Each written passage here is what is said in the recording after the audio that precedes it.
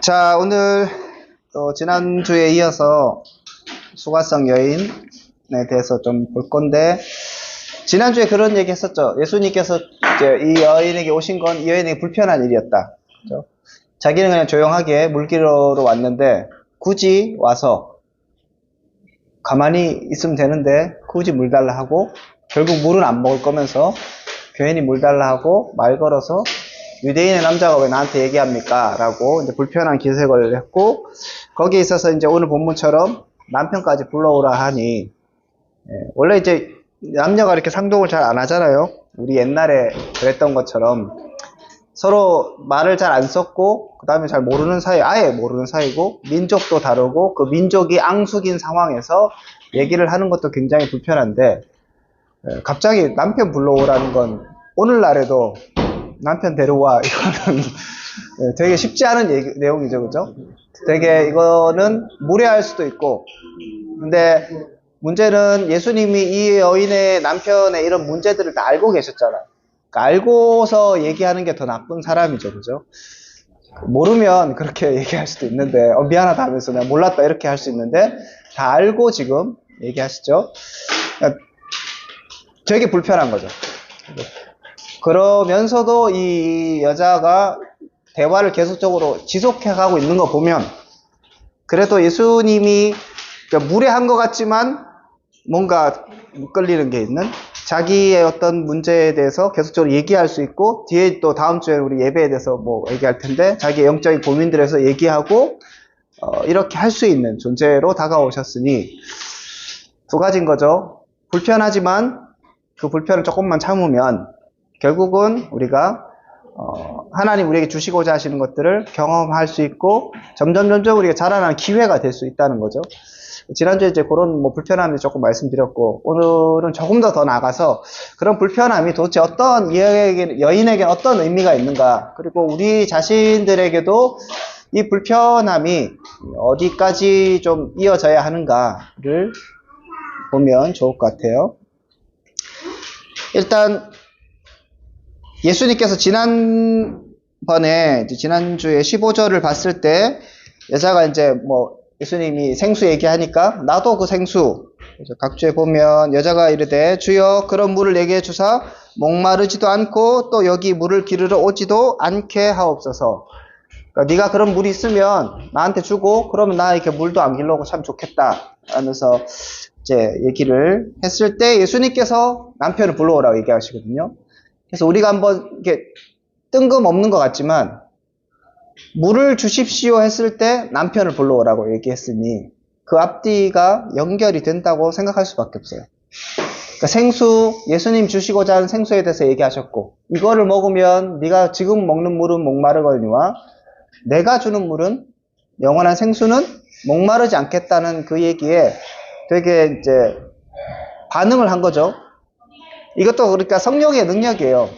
누가 여러분한테 와갖고 이런 얘기하면 누가 믿겠습니까? 이상하다 하면서 잡상인 취급받을 텐데, 이 여인에게는 울림이 있었던 거죠. 그래서 반응을 하긴 했는데, 그랬을 때 예수님께서 더 불편하게 하시면서 네 남편 불러와 봐라 라고 얘기하니 이제 힘든 거죠. 하지만 생수를 얻는 것과 남편에 관한 얘기는 지금 연결되어 있는 거예요. 그래서 이제 그러면 그 남편이 이 여인에게 어떤 존재고, 예수님은 도대체 무엇을 얘기하기를 원하셨을까? 그래서 더 나가면 어떻게 생수를 얻는 것인가가 중요한 거잖아요. 자, 그래서 그거를 오늘 살펴보는 겁니다. 자, 남편을 불러올 것을 요구하셨는데, 이렇게 요구하시는 이유는 말씀드렸던 것처럼 영생과 영원한 생수와 관련이 있기 때문이에요. 여기에 대해서 이제 여인이 남편을 불러오라고 하니까 나는 남편이 없습니다 라고 얘기합니다. 거짓말도 아니고 참말도 아닌 얘기를 해요. 그렇죠? 누가 물어보면 항상 이렇게 대답했을 거예요. 자기에게는 자기 상황을 커버할 수 있는 나름대로 대답을 갖고 있는 거죠. 그럴듯하게 얘기하고, 틀린 것도 아니고, 내가 굳이 거짓말할 것도 아니고, 굳이 내가 과거에 남편이 5이 있었는데, 그 다음 지금 동거한 사람이 있고, 그런 구구절절한 얘기 할 필요 없잖아요. 그러니까 우리도 마찬가지로 내가 내 스스로를 지키고 내가 이렇게 살고 있는 어떤 상황에 대해서 할 말은 준비해놔요. 꼭 물어보는 사람이 있거든요. 너는 왜 혼자니? 부터 시작해서 너는 왜 그러니? 그러면 이렇게 처음에 준비 안 되더라도 누가 물어보고 한번 대답하고 좀 이따가 또 누가 물어보면 한번 대답하고 하면 이제 정리가 되잖아요. 내 사건과 내 삶에 있어서. 근데 이 정리는 나의 관점이죠. 내 생각, 내가 어떻게 다른 사람에게 뭐 방어라고 할까요? 혹은 뭐 나에서 어느 정도 얘기할 수 있는 그 수준인 거죠. 자, 그래서 이 여인은 남편이 없다라고 얘기합니다. 자, 여기에 대해서 예수님께서 다시 이제 얘기하십니다. 그래, 남편 없어? 그럼 뭐 알았어 라고 한 게 아니라 이제 네가 남편이 없다 하는 말이 옳다라고 얘기합니다. 그래, 맞네, 너 남편 없네 라고 얘기하는데, 여기까지 했으면 됐는데 남편이 5이 있고 지금 있는 자도 내 남편이 아니니 내 말이 참되다 라고 얘기하면서 확실하게 또 짚어주세요.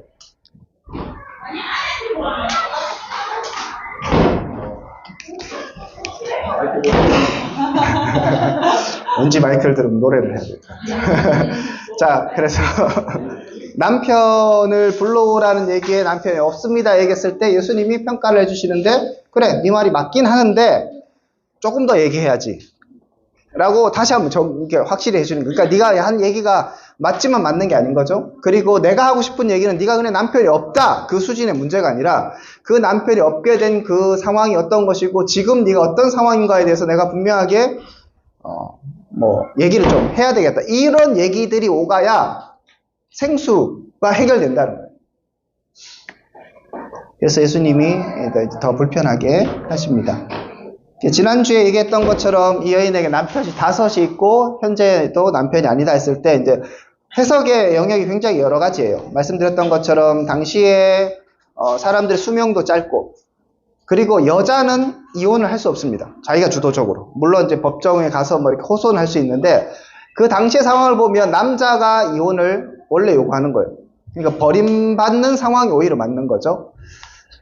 그리고 남편이 죽었을 수도 있고 버림을 받았을 수도 있고, 그래서 우리가 일상적으로 지난주에 말씀드렸던 것처럼 단순하게 이 여인이 뭐 성적이 타락이다, 뭐 남자가 막 너무 좋다, 뭐 그런 차원의 문제가 아니라 내가 살아가야 하는 데 있어서 남자라는 존재가 꼭 필요하고 자기 생계를 유지하고 가정을 꾸리고 뭐 이런 거를 해야 되겠죠. 그런 면에서 남편이 없으면 안 됐고, 그래서 결혼을 했어요. 결혼을 했는데 안 된 거죠. 지난주에도 말씀드렸는지 모르겠지만 우리가 결혼을 할 때 다 꿈꾸는 가정이 있잖아요. 행복하게 살고 싶다. 그죠? 나는 이혼해야지 하면서 결혼한 사람 아무도 없어요. 나는 불행해야지 하면서 결혼한 사람 아무도 없어요. 혹시 주변에서 야, 이 결혼은 문제야 라고 얘기하는 사람이 있을 때라도, 자기도 그렇게 꺼릿꺼릿찍하면서도 결혼한 사람도 결혼한 이유는 혹시나 하는 마음이잖아요. 그러니까 누구나 결혼할 때, 누구나 가정을 꾸릴 때, 누구나 큰 결정을 할 때 행복하고 싶어 해요. 그런데 이 여자는 안 된 거죠. 이게 이제 문제인 거죠. 남편이 때로는 일찍 죽기도 했을 거고 5명이니까 가능성이 너무 많은 거죠. 그 다음에 결혼했는데 이혼을 당했죠.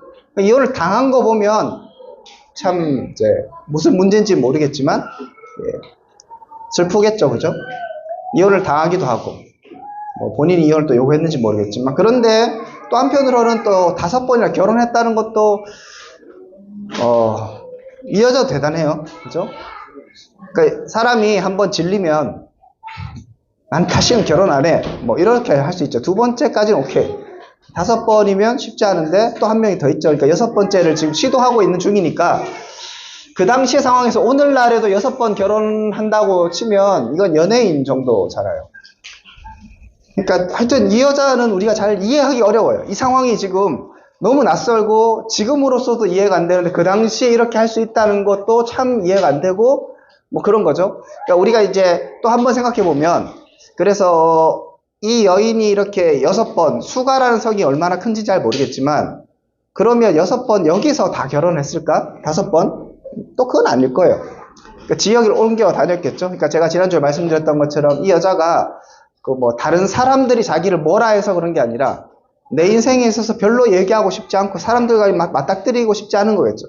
지금 이 수가가 원래 뭐 고향인지 아닌지는 정확하게 모르겠지만 그런 상황 가운데서 별로 얘기하고 싶지 않고 숨기고 싶고 그냥 조금 다시 뭐 희망 섞인 어떤 기대를 갖고 지금도 이제 어떤 사람을 만나고 있는 상황입니다. 자, 거기에 있어서 우리가 생각해 본다면 예수님이 그 여인에게 지금 이제 그런 문제 많은 어떤 상황에 있는, 그 다음에 숨기고 싶고, 자기도 어떻게 이 상황을 컨트롤할 수 없고, 그렇지만 또 다시 남자를 만나고 있는 이 여인에게 예수님께서 단도직입적으로 물으시는 거죠. 뭐 예를 들어서 이렇게 물을 수도 있잖아요. 너는 몇 번 결혼했니? 뭐 이렇게 물을 수 있잖아요. 너 지금 있는 사람 남편 아니지? 뭐 이렇게 얘기할 수도 있잖아요. 다양한 질문이 있는데 핵심, 딱 이 여인에게 딱 전곡을 찌른 것은 넌 남편이 있니? 남편을 불러와 라고 얘기하고 난 없어요 얘기하는 거죠. 그런 거 보면 이런 거 있잖아요. 남편은 뭐 아세요? 했을 때 여러분 어떻게 뭐 여러 가지 대답할 수 있는데 죽었어요 라고 얘기할 수도 있겠죠. 근데 난 없어요 라고 얘기하죠. 그런 걸 생각해 보면 이 여인에게, 그 다음에 이제 본문을 기록하는 요한, 하나님께서 이 여인에 대해서 이제 기록하실 때 무엇을 자꾸 드러내시려고 하는가를 곰곰이 생각해 보면 이 여인에게는 진정한 남편이 없는 거죠. 있었잖아요.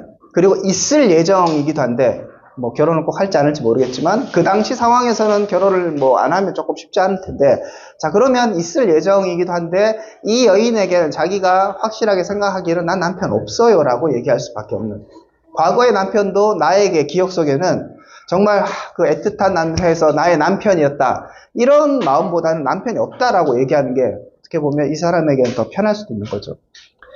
그럼 예수님께서 네 남편을 불러오라고 한 건 정말 너에게 남편이 될 사람, 생수, 그거 맞니? 라고 얘기하시는 거죠. 그리고 그 여인도 대답할 수밖에 없는 거죠. 없어요. 자기를 만족시키는 남자는 없었어요. 그러니까 하늘 자원이 아니라 이 땅의 자원은 네가 그 물을 마시면 목마르려니와 이 우물물은 목마르게 되겠지만 생수를 마시면 영원히 목마르지 않는다고 하신 그 말씀과 일맥상통하는 거죠. 네가 무엇으로 너의 삶을 채울 수 있겠느냐? 나도 그 물을 얻어서 다시는 이 물에 와서 물을 먹지 않게 해주십시오라고 얘기하는 건 그녀의 뭐 어떤 뭐 깊은 뜻이 있어서는 아니겠지만 우리가 다시 한번 재해석해 본다면, 그래 나도 5명의 남편 결국 나를 만족시키지 못했고 여러 가지 상황에 있어서 그래서 또 목마르게 되는데, 그래서 또 6번째를 찾고 있는데 그거 안 하고 나도 이 생수를 좀 주십시오 하는 그 여인의 어떻게 보면 영혼의 처절함 이야기일 수 있고, 예수님은 거기에 있어서 치료에 들어가시는 거죠. 확실한 진단하셨고 남편을 불러오라, 없습니다 라고 대답합니다. 자, 이렇게 여인이 이제 예수님과 대화하면서 예수님에 대한 인식이 바뀌어요. 처음에 예수님은 어떤 사람이었죠? 유대인의 남자라고 얘기해요. 그죠? 그러니까 불편한 사람이죠. 나는 사마리아인, 너는 유대인, 불편한 존재, 남자. 이러니까 너 왜 나한테 말 걸어? 이상하네. 불편한 존재였죠. 그런데 오늘 이제 예수님이 그 여인의 과거에 대해서 얘기하셨을 때, 뭐 길게도 얘기 안 했어요. 그렇게 얘기했을 때 여인의 이제 반응이 선지자네요? 라고 확 바뀌어요. 근데 이것도 되게 특이한 부분이죠. 과거를 뭐 잘 맞추니까 어이구 용하네 뭐 약간 이런 느낌으로, 보통 예수님을 만날 때 사람들이 예수님을 인정하고 할 때는 보통 기적을 통해서 병을 치료하든지 그런 과정을 통해서 예수님을 만나게 되었는데, 이 여인에게는 그런 기적이 없어요. 그리고 뒤에도 수가성 사람들을 다 전도하고 해서 사람들이 예수님을 믿는 데 있어서도 기적을 행하는 것이 아니라 그 여인을 통해서, 그 다음에 예수님의 가르침을 통해서 이방인들이, 사마리아인들이 예수님께 돌아오게 됩니다. 이렇게 선지자라고 인식했던 이 사람이 나중에 되면, 또 나중에 또 보겠지만 예수님을 누구로 인식하는가 하면 그리스도라고 인식해요. 그리고 나서 울동이를 버려두고 가서 내가 그리스도를 만났다고 얘기하거든요. 그러니까 인식의 변화가 계속 있는 거예요. 그 인식의 변화에 무엇이 있느냐 하면 기적이 아니라 네 남편 불러오라, 그거예요. 그죠? 그리고 여인이 돌아가서 한 얘기가 뭐냐 하면 오늘 본문은 아니지만 4장 29절에 이렇게 얘기해요. 사람들에게 이제 물동이를 버려두고 동네로 들어가서 사람들에게 이르되 내가 행한 모든 일을 내게 말한 사람을 와서 보라. 이거예요. 이는 그리스도가 아니냐라고 얘기합니다. 그러니까 예수님에 대해 생각할 때 이 여인이 인식이 확 바뀐 어떤 중요한 포인트가 뭐냐 하면 무슨 말을 잘해서도 아니고 내가 무슨 일을 한 것을 저 사람이 알고 있다는 것에 대해서 예수님에 대해서 확 바뀐 거죠. 그러니까 이 여인에게 남편 불러오라 이 얘기는 우리에게는 불편하고 이상한 것 같지만 굉장히 중요한 얘기라는 거죠. 제가 이제 그 얘기를 계속 하는 겁니다. 인식을 바꿔놓을 만큼, 그 다음에, 그리스도라고 얘기할 때 믿을 만큼, 그 여인에게 과거 5명의 남편이 있었다는 것을 아는 것은, 그 다음에 1명이 지금 더 있다는 것을 아는 것은 너무 중요한 거죠. 이런 거 보면, 제가 아까 얘기했던, 이 여자가 이 수가성에 몰래 들어와서 그냥 조용히 살고 있었을 수도 있어요. 아무도 모르는 거지. 나 얘기를 하고 싶지 않은 거죠. 그냥, 뭐 하면, 전 남편 없어요. 결혼 안 했어요. 뭐 이렇게 탁 하고 그냥, 여기 살고 있고, 이제 앞으로 뭔가 좀 새롭게 시작하려는 그런 이제 신분 세탁을 다 하고 있었는데, 갑자기 나타난 이짝 많은 유대 남자한테 다 털리게 된 거죠. 그러면서 그의 인식이 이제 바뀌게 됩니다. 자, 그러면 이 본문에서 우리도 마찬가지잖아요. 결국 우리에게 필요한 것도 이 땅의 자원, 이 땅의 물, 다시 목마르게 되는 것이 아니라 하나님이 채우시는 영원한 생수, 다시 목마르지 않는 것, 그리고 정말 우리에게 본질을 채우신 그분을 만나는 것으로 우리가 변화되어야 하는데, 그거에 여러 가지, 예수를 만난 여러 사람들 중에서 오늘 본문에서 우리 가운데 뭘 얘기하는 거죠? 예수님이 어떤 분인가를 생각해 보면, 우리를 알고 계시는 분인 거죠. 내가 별로 얘기하고 싶지 않고, 내가 별로 밝히고 싶지 않은, 그래서 묻어두고 나름대로의 논리로 나는 그냥 이렇고 이런 사람이에라고 그냥 얘기하고 넘어갔던 그런 얘기들에 있어서 예수님이 알고 계시고 주목하고 계시고 그 문제를 해결하기를 원하시는 거예요. 근데 그게 해결 안 되면, 그러니까 본질이 자꾸 숨겨지고 그냥 앞에 나와서 예수님 앞에 하나님 앞에 나와서 그냥 예배드리고 별 문제 없는 척, 괜찮은 척 이렇게 하면서 그냥 있으면 큰 문제 없어요. 안 불편해요. 다른 사람도 몰라요. 여기 예수님은 없으니까 내가 뭘 했는지 알게 뭐예요. 그죠? 그런데 주님은 그거를 밝히기를 원하십니다. 이건 무조건 우리의 과거가 어떻게 살았는가 이런 문제가 아니라 내가 무엇을 의지하고 있었고 정말 내가 무엇을 향해 살고 있었고 나를 채우는 것이 무엇인가에 대해서 생각하고 있었던 그 기준에 대해서, 그리고 그렇게 살아왔겠죠? 고군분투하면서 때로는 성공하고 때로는 실패하면서 때로는 작은 기대를 갖고 그렇게 살아왔던 그런 모든 인생들 과정 가운데서 예수님은 정확하게 그것을 드러내고 하나님 앞에 정직하게 서기를 원하십니다. 그래서 저는 오늘 제 말씀드리고 싶은 건 여러분들이 이제 조금 있다가도 나누실 때 제가 좀 이런 깊은 얘기를 셀 원드라고 할 그런 아직 관계는 아니라서 생각만 하세요. 괜히 또 얘기했다가 다른 옆에 사람들이 부담돼서 못 볼 수 있어요. 그래서 네, 알고 보면 난 남편 5이옵니다. 이렇게 얘기하면 누가 감당하겠어요? 그러시냐고 하고 서로 힘드니까 일단은. 그래서 오늘은 그런 깊이 나눌 수는 있는 건 아니지만, 근데 하나님 앞에는 분명히 여러분들이 이 문제를 해결하셔야 된다는 거죠. 뭔진 모르겠지만 우리가 하나님 앞에서 성장한다는 건 정말 내 자신을 보는 거예요. 그리고 내 자신의 문제를 하나님께 내어놓는 겁니다. 그걸 하지 않으면 절대로 성장할 수 없습니다. 건강의 시작은 내가 건강하지 않다는 것을 인식하는 거예요.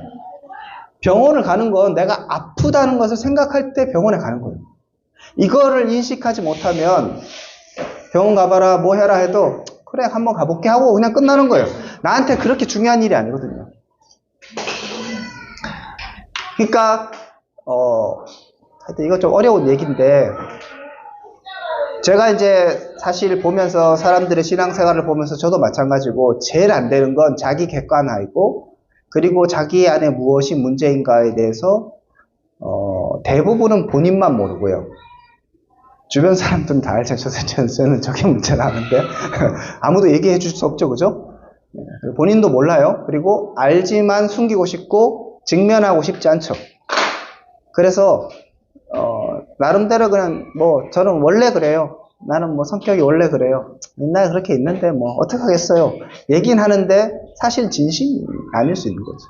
그 문제가 진짜 문제인가에 대해서는 고민을 해봐야 되겠죠. 그거를 극복하는 사람은, 그리고 그것을 하나님께 갖고 나가는 사람은 하나님의 치료를 받게 되는 것이고, 계속 숨기는 자는, 근데 하나님은 또 우리를 사랑하시기 때문에 결국은 계속 목을 조여 오시겠죠. 이놈아 하면서. 아시는 것처럼 여러분의 인생 가운데 계속 반복되는 문제가 있으면 그건 나에게 진짜 문제입니다. 그 문제가 해결되기 전까지 끊임없이 그 문제는 따라다녀요. 관계가 안 좋은 사람은 계속 관계에 있어서 자꾸 어려움을 겪어요. 재정적으로 하나님 앞에서 정말 재정을 하나님께 맡기지 못하는 사람은 재정의 문제가 계속 따라가요. 그런 것과 마찬가지죠.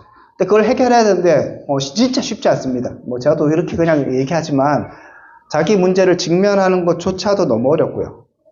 그리고 안다고 해서도 이걸 어떻게 해야 될지도 몰라요, 사실은. 그런데 여러분이 도전하는 것은 인식을 하고, 그러니까 자기를 자꾸 돌아보는 게 필요한 거죠. 생각하고 고민하고 내가 하나님 앞에서 어떤 존재인가, 정직한 심령으로 하나님 앞에 나가는 거예요. 자기를 직면하고, 그러면 이제 문제가 정말 불거지면 감당이 안 되거든요. 그리고 내가 숨겨왔던 것일 수 있고, 물론 안 그러신 분들도 많을 수 있어요. 그냥 큰 문제 없이 소소한 문제도 있을 수 있는데, 어쨌든 그랬을 때에 해결 안 되는 부분을 하나님께 내어놓아야 돼요. 하나님, 이런 문제다 어떻게 할까요? 그러면 이제 하나님 방법을 알려주시고 사람을 붙여주시고 말씀이 생각나게 하시고 설교들이 들리기 시작할, 그런 쪽으로 들리기 시작할 거예요.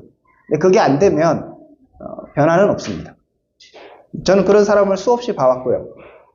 그래서 뭔가 되는 것 같다가 탁탁 걸리는 사람들 너무 많이 봤어요.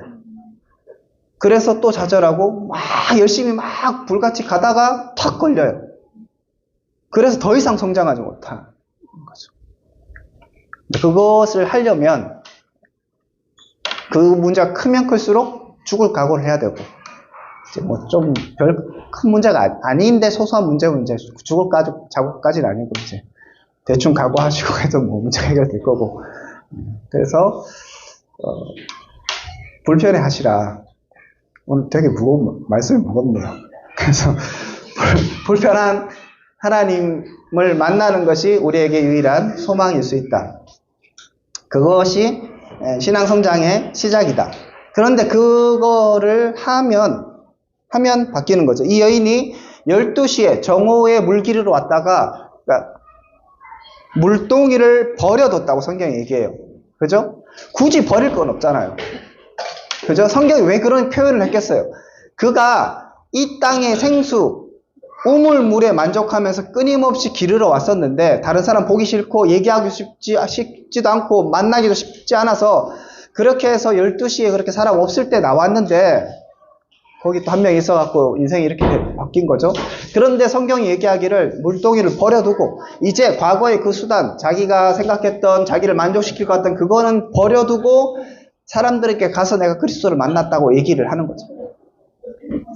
정말 만나면, 정말 문제 직면하면, 그리고 그 수술이 시작되기 시작하면 과거의 것들을 버릴 수 있어요. 그런데 버리지 못하면, 그러니까 직면하지 못하면 버리지 못하는 거죠. 왜냐하면 이것까지 없으면 나는 어떻게 해. 그러므로 이제 변화의 시작은 나의 깊은 마음을 예수님께 내놓는 것이다. 어떻게 그럴 수 있을까? 직면하십시오. 이제 고민하시는 게 필요하죠. 신앙생활은 고민 없이 그냥 무조건 아멘하고, 교회에서 시키는 대로 기도하라면 기도하고, 예배 나오라면 예배 나오고, 그런 식으로 신앙생활하면 어느 정도는 되고 사람들에게 인정은 받을 수 있어요. 그렇지만 하나님께 인정받지 못합니다. 그냥 턱턱 걸리는 거죠. 늘. 그게 아니고 정말 그 문제가 무엇인가를 고민하실 필요가 있습니다. 그리고 그것에 직면하시고요. 직면했다면 하나님께 내어놓는 이것이 필요하겠습니다. 그래서 오늘도 예수님은 남편을 불러오라 라고 말씀하실 수 있는 거죠, 여러분에게. 그러면 이제 뭐라 대답하시겠습니까? 저는 남편이 없습니다 얘기하시겠습니까? 아니면 사실은요 제가 남편 5이 있었는데요 부터 시작하시겠습니까? 이런 것들은 여러분의 선택의 문제이기도 하고 진리는 여러분을 자유롭게 합니다. 그 자유를 맛보셨으면 좋겠고, 복음은 전인적인 것입니다. 복음을 만나면 변화는 전인적이고, 변화는 내 영혼의 깊은 것부터 바뀌는 것이 복음의 능력이죠. 그 능력을 또 경험하셨으면 좋겠습니다. 네. 혹시 질문 있으면 질문을 하시고, 예.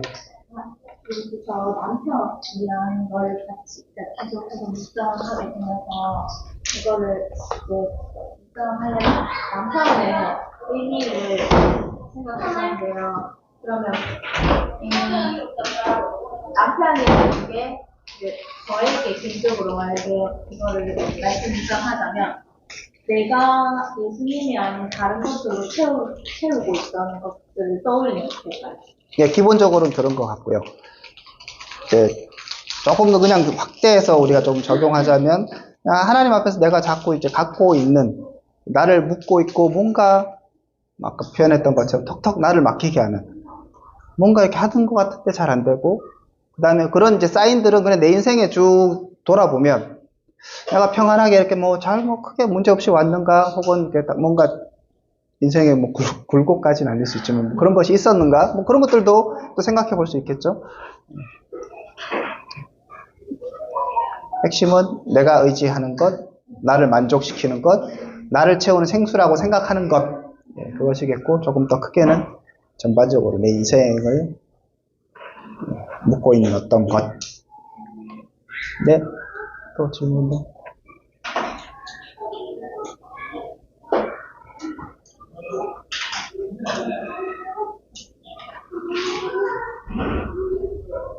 네, 자, 그러면 우리 조별 모임해야 되는데 찬양이라도 하라고 하고 너무 이렇게 깊은 고뇌에 빠지시는 것 같아서 일단 조별로. 예.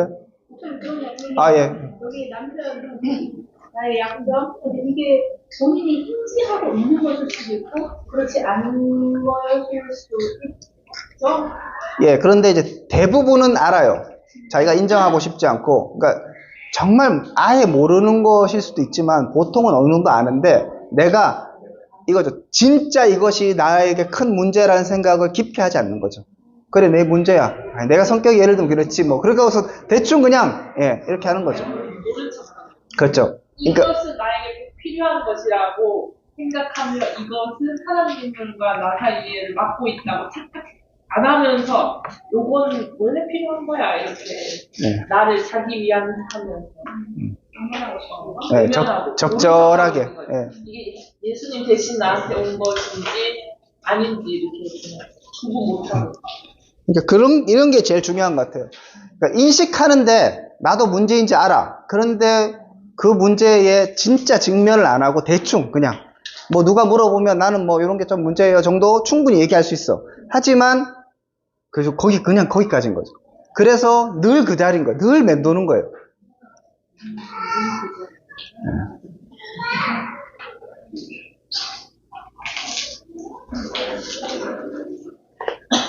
굉장히 무겁고 힘들고 이렇게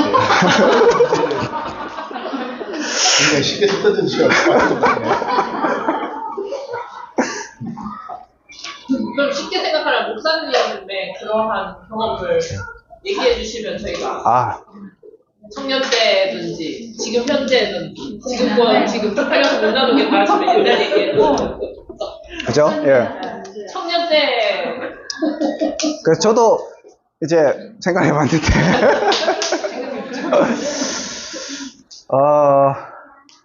그러니까 저는 조금 제가 말씀드리지만 보편적이지 않아서 저는 좀 보편적이지 않고 저희가 그 수준을 요구하시는 건 아니죠? 아, 그럼요. 예.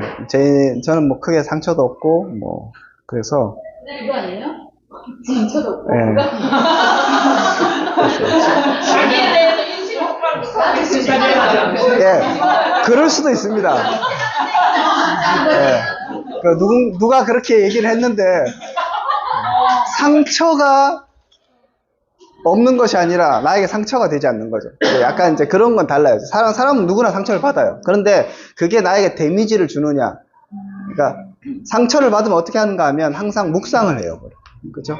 계속적으로. 제가 지난번에 한번 말씀드렸죠. 저는 이제 기분이 좀 나쁘고 이러면 오늘만 내가 기분이 나쁘겠다고 결정하고 오늘만 그냥 약간 기분 나쁜 느낌으로 살다가 내일은 약간 좀 이상한 애이기 때문에 그래서 저는 이제 크게 버리는 것보다는 이렇게 약간 그래서 약간 교만했던 건 있는 것 같아요. 그건 늘 저에게 그 아킬레스 건이었고 그래서 정말 어릴 때는 정죄를 많이 했고요. 난 이렇게 하니까 너는 왜 안 하느냐? 아니 왜 은혜를 못 받지? 이런 거 있잖아요. 아니 지금은 없으신 거 맞나요? 아 그럼요. 저는 왜 기도를 안 하지? 뭐 이런 거 있잖아요. 중학교 때 제가 회장이었는데 새벽기도 주일날 하거든요. 그럼 주일날 새벽기도를 왔는데 애들이 안 와. 같은 임원이고 왜 안 오지? 이런 거죠. 뭐라 하는 거지. 너 왜 그따위로 살아가냐. 이제 그랬죠. 근데 그런 게 아니라는 것을 제가 다 내려놓고 크게 이제 정죄할 것도 없고 그냥 제가 지난번에도 한번 말씀드린 것처럼 그냥 하나님 앞에서 나에게 주신 게 있고 저 사람이 받은 게 있고 그런 각자가 그런 게 있고 나는 내가 받은 것이 있으니까 그걸 나눠주면 되는 거예요. 그래서 교만할 것도 없고 그러면서 항상 싸우긴 하는데 저에게 이제 큰 건 그런 거였던 것 같고 그게 이제 말씀으로 계속적으로 이제 고민을 하는 거죠. 교만을 근데 이제 약간 요거 오늘 얘기하고 좀 다르지만 저는 그게 조금 나아졌던 거는 내가 막 교만을 어떻게 해결해야지는 사실 아니었어요. 말씀을 아니까 내가 어떤 존재인지 이제 자연스럽게 알게 되죠. 그러면 교만할 수 없게 되는 거죠. 이제 그러니까 어떻게 보면 문제 자체에 너무 집중하는 것도 답이 아닐 수 있어요.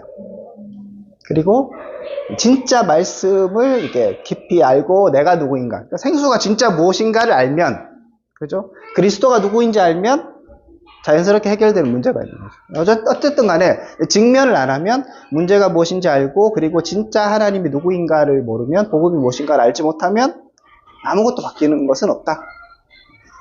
그렇습니다. 도움이 되시려면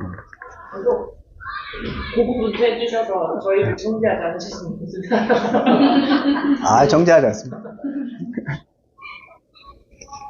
예. 아, 예. 사실 목사님께서 말씀드렸잖아요. 감동이 있어서 나누고자 하는데 오늘도 묵상에 대해서 생각합니다. 제가 글을 좀 써서 글을 써왔어요. 아, 글까지. 마이크.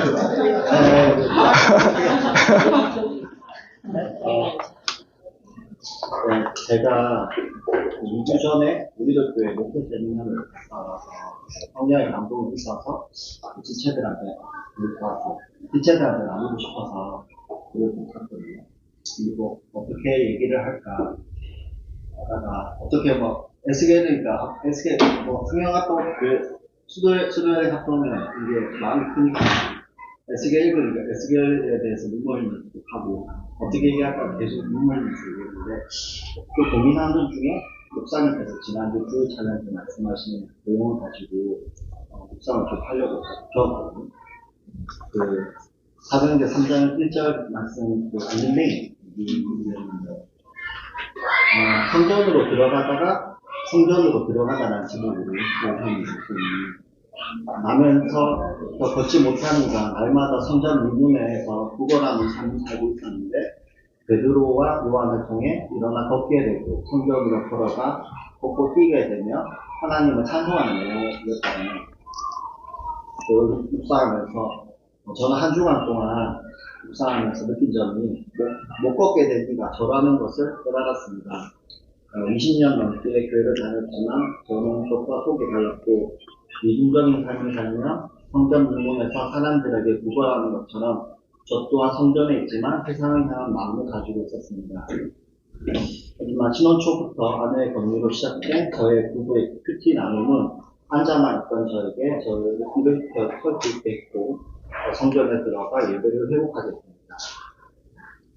이 또한 이 말씀을 보면서 제가 지체들한테 말하고 싶은 거는 제가 이렇게 감동 있고 이렇게 한다고 한들 제 인생이 살아가면 제 일상을 살아가면 월요일이 되면 또 똑같은 문제, 또 똑같은 지면에 행복수 있어요. 가정 문제, 직장 문제. 하지만 내일 묵상을 하면서 나의 되돌아보면 그 묵상의 중요성을 느끼게 되고 그렇게 말씀을 보는 삶이 저의 신앙을 계속 지킬 수 있는 방법이라고 생각해요. 그래서 이런 묵상의 나눔이 저의 가정을 시작해서 여러분도 같이 나가야 되냐 같이 했으면 좋겠다는 생각을 해서 가면서 갔다 왔던 내용은 가면서 제가 부족한 게 저 와이프가 원래 우리들 교회 교회 다니면서 교회를 다녔었고 큐티에 대해서 묵상을 하는 와이프였고 저는 묵상을 하지 않았지만 아까 말해줬던 안전배기 사람처럼 겉과 속이 다르고 묵상을 안 하는 집처럼 이런 사람처럼 태어났는데 이번에 와이프가 한번 가자고 하셨어요. 근데 거기가 판교 쪽으로 3시간 넘겠는데 너무 가기 싫은 거예요. 가기 싫은데 매년 한 2년 동안 계속 가자고 얘기를 해서 이번에 가자 이렇게 했는데 가는 중에서도 굉장히 힘들었어요. 일도 많이 생기고 애기도 잠시 부모님한테 맡기고 일하는 과정에서도 그랬는데 그러면서 와이프한테 이번은 마지막이다. 이번만 가면 우리 교회에 집중하자.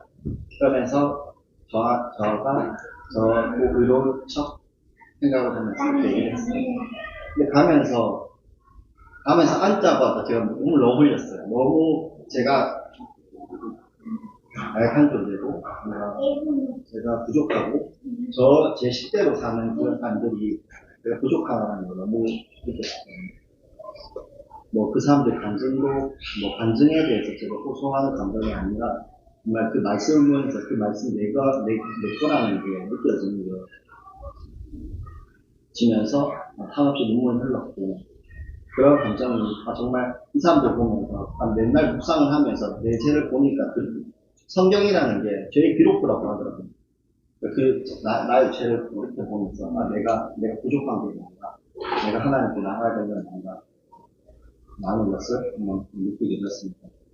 거기서 또 느꼈던 말은 가장 기억나왔던 거는 결혼은 거룩한 것이고 결혼이라는 것은 거룩한 것이고 내가 하나님께 가면 갈수록 낮아져야 된다는 것 그걸 들었습니다.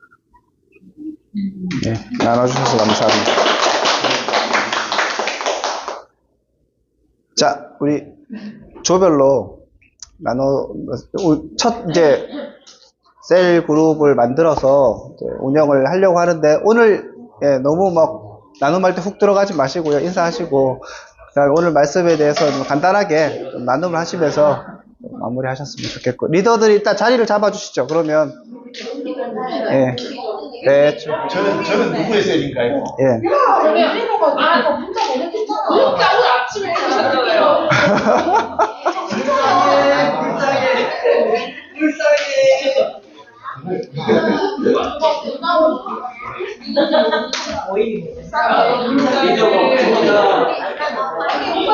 이 같이 모여라. 재민이랑. 여기